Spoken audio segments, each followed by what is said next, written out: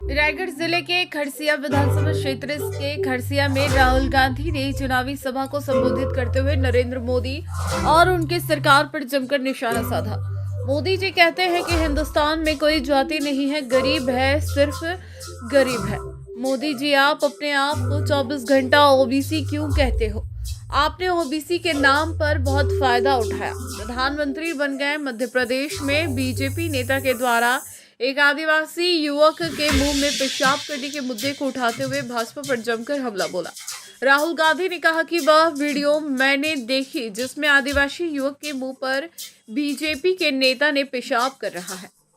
मोदी जो को ललकारते हुए कहा कि आप डरिए मत और जाति जनगणना के बारे में देश को बताइए। उन्होंने आगे कहा कि इस देश को संसद नहीं, नरेंद्र मोदी और उसके 90 अफसर चलाते हैं। उनमें कितने प्रतिशत ओबीसी और कितने आदिवासी हैं? आदिवासी का अर्थ बताते हुए राहुल गांधी ने कहा कि आदिवासी वे लोग हैं जो हिंदुस्तान के पहले मालिक थे। आदिवासियों की जमीन हुआ करती थी जिन पर आदिवासियों का पहला हक है। बीजेपी इन्हें वनवासी कहते हैं और इनका जगह जंगल है। 20 साल में जंगल खत्म हो जाएगा, तब उन्हें कहेंगे चलो शहर में जाकर भीख मांगो।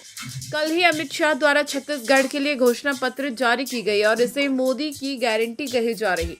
मोदी की गारंटी मतलब झूठ है। हमने धान 2500 रुपए में खरीदने को कहा और किया, अभी 2640 रुपए प्रति क्विंटल दे रहे हैं। ये किसानों के बिना मांगे दे रहे हैं। ये राशि धीरे धीरे 3000 से ज्यादा जाएगा।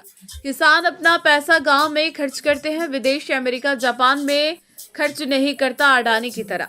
मोदी जी ने पेशा कानून बंद कर दिया। छत्तीसगढ़, राजस्थान, हिमाचल जहां हमारी सरकार है वहां आदिवासियों की जमीन उन्हें पूछे बिना अधिग्रहण नहीं की जाती। झीरम हत्याकांड की जिक्र करते हुए कहा कि नंद कुमार पटेल शहीद हो गए, उनके साथ अन्याय हुआ।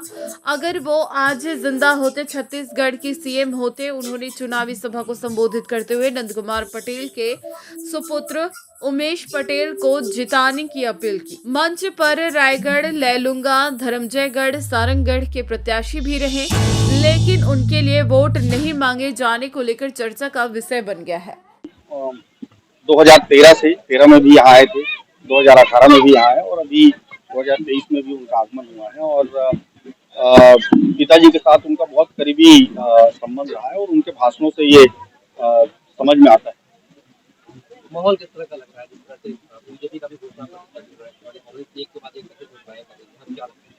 देखिए, चुनाव के बारे में बोलना भी बहुत जल्दबाजी होगा, लेकिन ऐसा लग रहा है कि कांग्रेस के प्रति रुझान है। घोषणा पत्र का कितना असर होगा? देखिए, बीजेपी के साथ एक प्रॉब्लम है कि उसने 2003 में, 2008 में और 2013 में जो वादे किए थे उसको वो पूरा करने में असफल रही और उसके कारण से मुझे लगता है कि लोगों का विश्वास कम है और कांग्रेस ने जो वादे किए थे वो पूरे किए हैं, इसलिए मुझे लगता है कि कांग्रेस के प्रति भरोसा ज्यादा है। अभी तो कांग्रेस का भी घोषणा पत्र जारी हो गया, बहुत जल्दी आ जाएगा उसमें और बहुत सारी घोषणाएं तो हो चुकी हैं, लेकिन सारी डिटेल के साथ घोषणा पत्र नहीं। Thank you. देखा आपने जिसमें बीजेपी के नेता आदिवासी युवा पर पेशाब कर रहा है, आपने देखा है? देखा ना? उस वीडियो को बीजेपी के लोगों ने वायरल किया। वो वीडियो दिल्ली तक पहुंच गया था, मैंने देखा उसको। भाइयों और बहनों, आपने किसी बीजेपी के नेता को जानवर पर पेशाब करते हुए देखा है? मैंने तो कभी नहीं देखा। मगर आदिवासी पे बीजेपी के नेता को पेशाब करते हुए मैंने देखा है।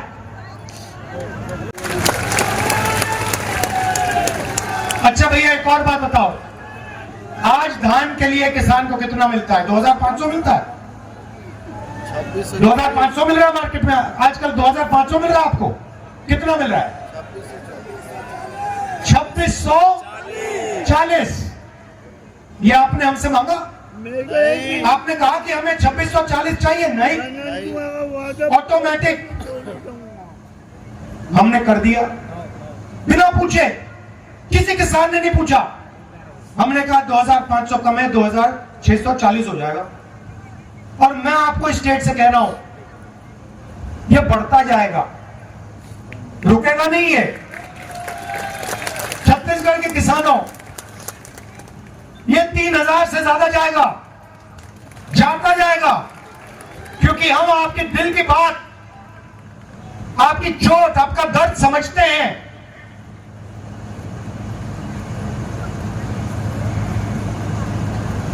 इसलिए ये बढ़ता जाएगा। 23,000 करोड़ रुपए हमने छत्तीसगढ़ के किसानों को किसान न्याय योजना में दिया है। भाई और बहनों, आपने मांगा नहीं, आपने हमें यह नहीं कहा कि 23,000 करोड़ रुपए छत्तीसगढ़ के किसान को दो, नहीं, हमने कहा नहीं भैया, हमें देना है। क्यों, मैं बताता हूं। के किसान के जेब में 2,500 रुपए डालते हैं तो छत्तीसगढ़ का किसान उस पैसे को गांव में खर्च करता है, अमेरिका में खर्च नहीं करता, जापान में खर्च नहीं करता, अदानी जैसे दुबई में खर्च नहीं करता। छत्तीसगढ़ के गांव में किसान उसका प्रयोग करता है। हम आज 7,000 रुपए मजदूर को दे रहे हैं, चुनाव के बाद 10,000 रुपए हो जाएगा, लिख लो। क्यों?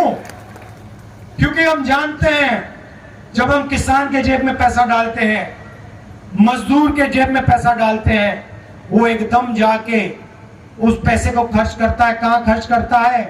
शहरों के छोटे छोटे कस्बों में, गांव की छोटी सी दुकानों में। पैसा सीधा छोटे दुकानदार के पास जाता है और गांव की और छोटे शहरों की अर्थव्यवस्था चालू हो जाती है, सबको फायदा होता है। जब नरेंद्र मोदी जी की सरकार आती है, रमन सिंह की सरकार आती है, वो किसान को 1 रुपया नहीं देते, मजदूर को 1 रुपया नहीं देते, मनरेगा बंद कर देते हैं। वो कॉन्ट्रैक्टर्स को, अरबपतियों को पैसा देते, अदानी जी को पैसा देते।